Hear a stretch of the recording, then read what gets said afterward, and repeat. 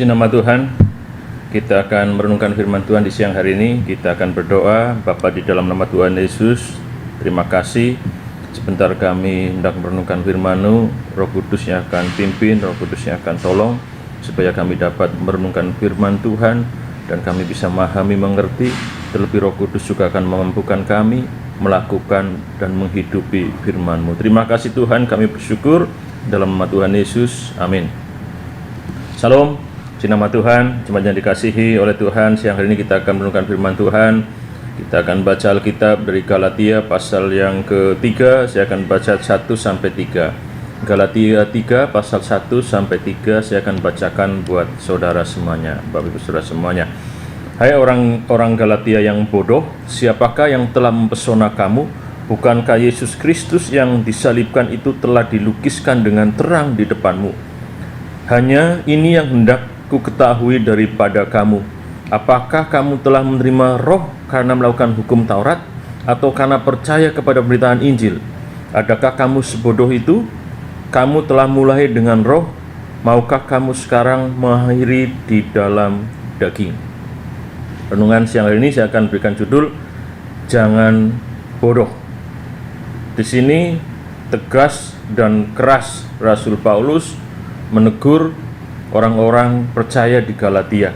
Bahkan di dalam pembacaan tadi, Rasul Paulus memanggil orang Galatia sebagai orang-orang yang bodoh. Kenapa? Karena mereka mudah terpesona. Terpesona artinya terkagum. Ya, terpesona artinya perhatiannya terfokus. Mereka terpesona oleh karena Injil yang lain, dan mereka mengabaikan Injil Kristus.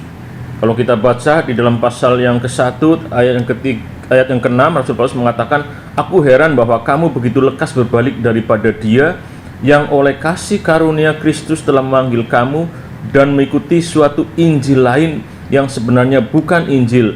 Hanya ada orang yang mengacaukan kamu dan yang bermaksud untuk memutarbalikkan Injil Kristus." Jadi ternyata Rasul Paulus menyebut orang-orang Galatia sebagai orang yang bodoh karena mereka mudah terpesona, terkagum, dan terpengaruh, dan akhirnya mengikuti ajaran yang lain yang Rasul Paulus sebut sebagai Injil yang lain. Rasul Paulus sudah menyampaikan Injil Kristus kepada orang Galatia, tapi ketika Rasul Paulus meninggalkan jemaat di Galatia, ada pengajar-pengajar lain, ada pengajar-pengajar palsu yang mengajarkan pengajaran yang lain. Mereka terpesona, mereka terkagum, dan akhirnya mereka mengikuti. Kalau kita baca ya di dalam konteks ini, bahwa pengajar-pengajar yang lain yang disebut Injil yang lain adalah mereka orang-orang yang mengajarkan bahwa untuk menjadi percaya tidak cukup, untuk menjadi selamat tidak cukup percaya kepada Kristus, tetapi harus hidup di dalam hukum Taurat.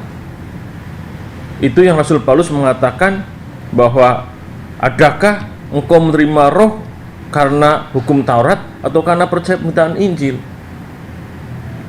Jadi mereka terkagum oleh pengajaran yang disampaikan oleh pengajar-pengajar palsu, dan akhirnya mereka kembali ya mengikuti ajaran-ajaran tersebut dan melupakan Injil Kristus yang sudah digambarkan dengan jelas oleh Rasul Paulus.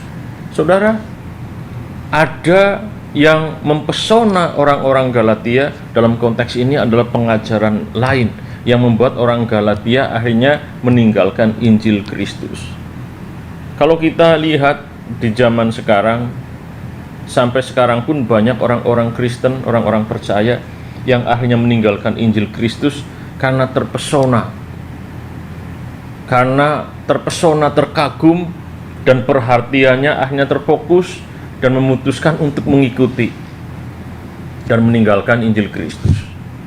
Ada yang mungkin karena ajaran-ajaran yang akhirnya membuat orang Kristen menjadi terpesona, terkagum.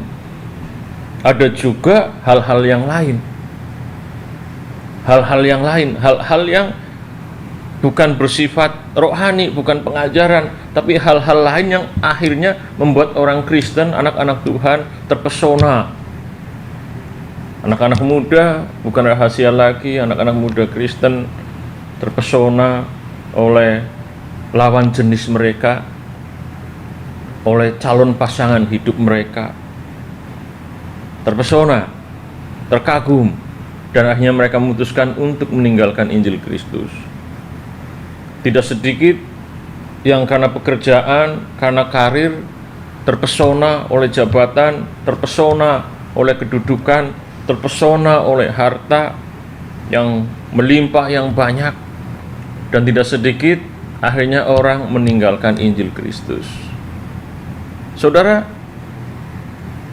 kalau ada orang yang masih terpesona baik oleh pengajaran atau oleh sesuatu yang lain dan akhirnya memutuskan untuk meninggalkan Injil Kristus, firman Tuhan mengatakan berarti orang-orang tersebut tergolong orang-orang yang bodoh.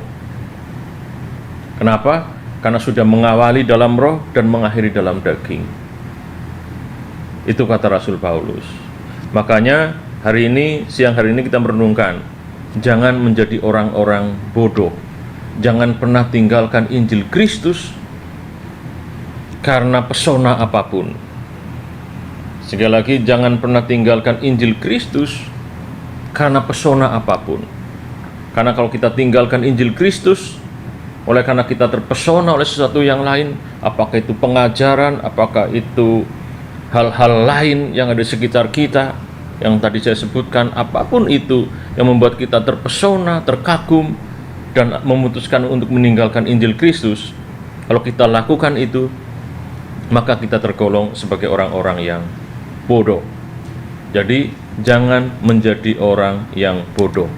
Jangan pernah terpesona oleh yang lain dan tinggalkan Injil Kristus. Tetap pegang Injil Kristus, karena Injil itu yang menyelamatkan hidup Bapak, Ibu, Saudara semuanya. Tuhan Yesus memberkati kita. Kita berdoa. Kami bersyukur untuk renungan singkat di siang hari ini. Mohon kiranya Roh Kudus meteraikan firman Tuhan, renungan kami di siang hari ini, sehingga setiap kami sungguh-sungguh dapat memahami, bahkan kami bisa hidup di dalamnya. Kami bersyukur untuk renungan singkat ini. Dalam nama Tuhan Yesus Kristus kami berdoa. Amin.